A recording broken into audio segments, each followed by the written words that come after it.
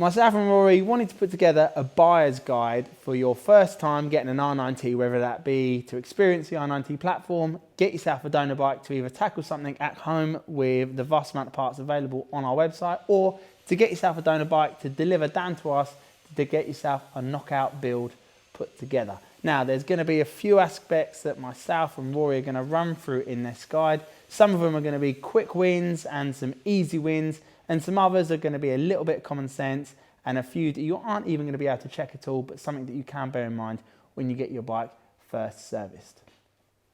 I'm going to start with corrosion as one of the main things to look out for. Now, the boxer engine on the GS and the boxer engine on the R9T, obviously being an air-cooled engine, there are fins, there are mating surfaces that are bare aluminium, then powder coat. Stuff that you need to look out for is the fluffiness around those surfaces.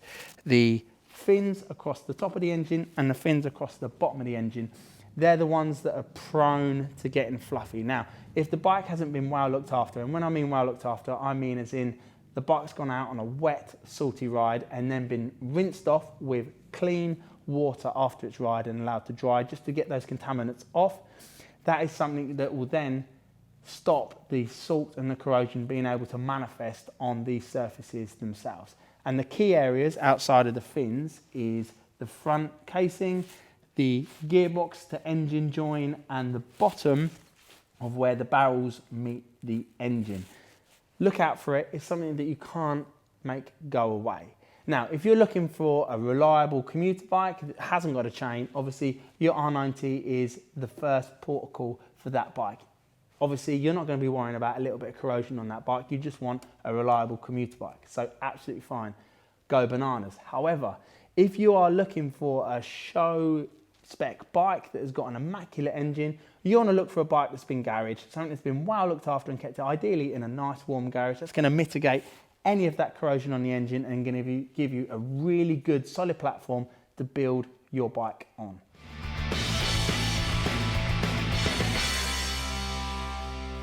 Something to look out for when you go have a look at your used R9T that you're looking to buy is the Gator between the gearbox and the final drive.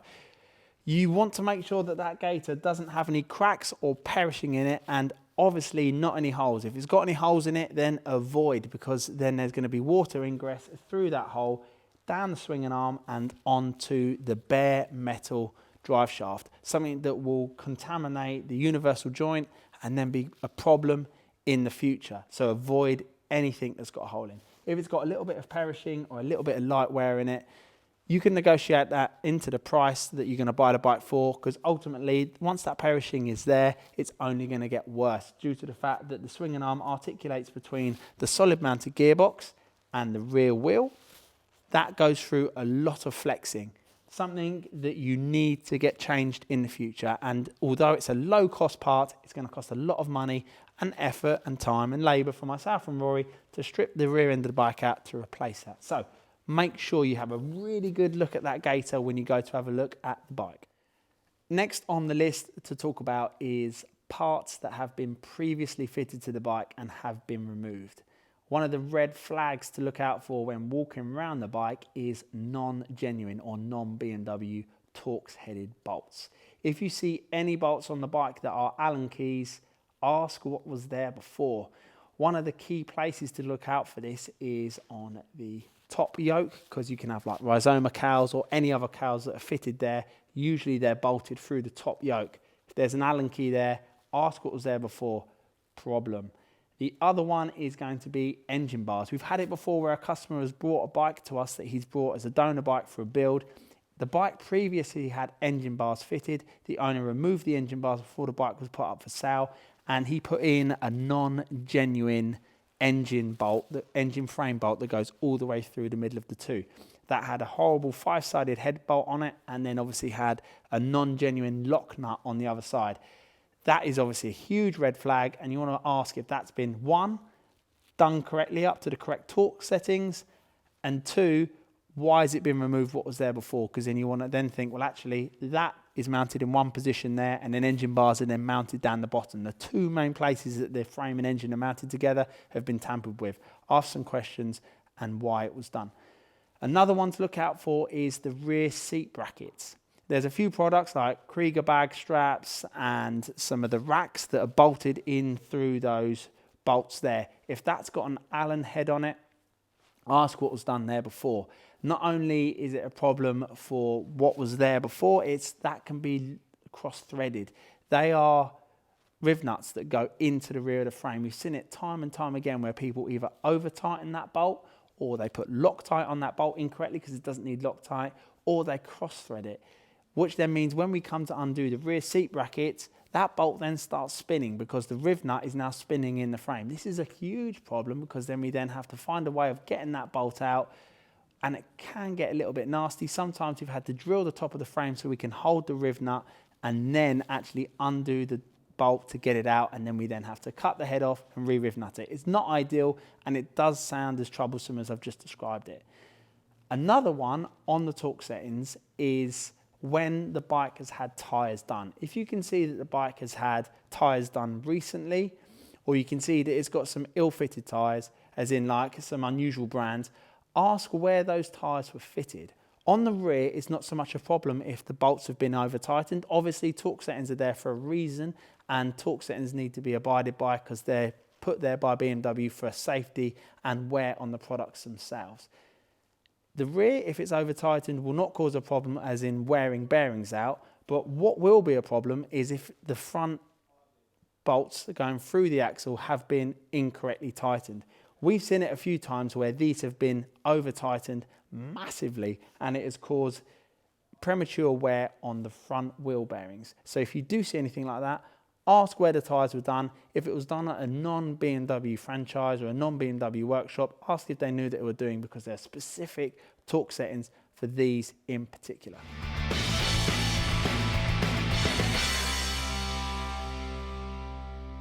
Servicing. So if you buy your bike from a BMW retailer as a used approved bike, they should have ticked every box within that before you pick it up to make sure it's okay. Now, servicing on the BMWs, as we've showed in a previous video, is a little bit all over the place. Some stuff's mileage based, some stuff is time based.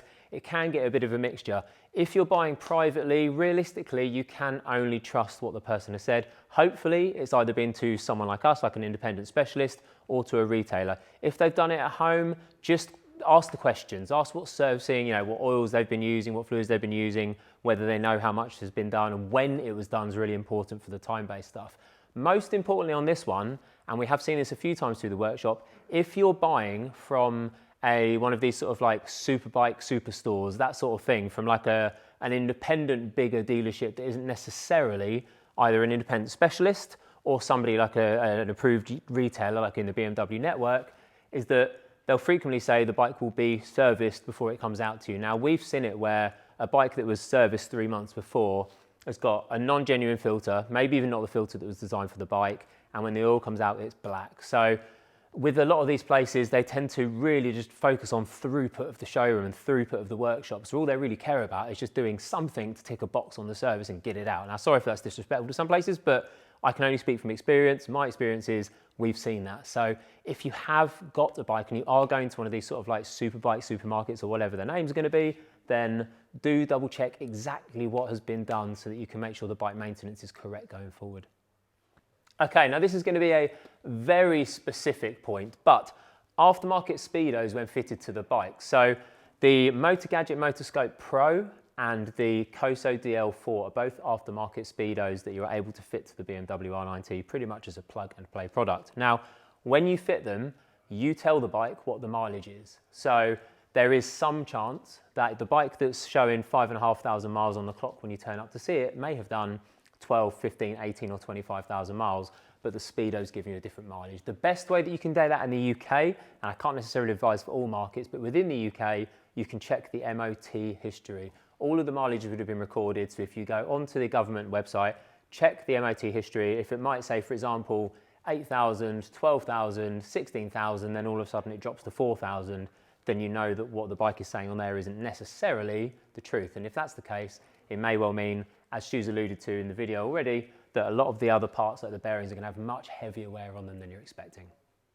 Okay, so there's a general overview of everything you can look for with a used bike. Obviously, we can't go with you to look at these bikes. We just wanted to give you something in the toolkit that when you're looking at the bike, it gives you a rough understanding of what the good stuff is, what the bad stuff is, and what you can expect. So we may have maybe over-dramatized how serious certain points are on there a little bit. Obviously, if you see one aftermarket bolt, two aftermarket bolts, the bike is probably still going to be fine. But do ask the questions. That's the most important part. Something that might seem innocuous, like a small split in the Gator, for example, if you don't realise that it can cause the shaft to corrode, again, as an example, then you don't realise necessarily what you're getting in for, and all of a sudden you could be lumped with a big bill when you take it in for its next service. So that's it. Go out, look at bikes, enjoy bikes, buy an R9T. Obviously we love them, and we know you're going to love them too. And yeah, get on the website and buy some parts when you're ready.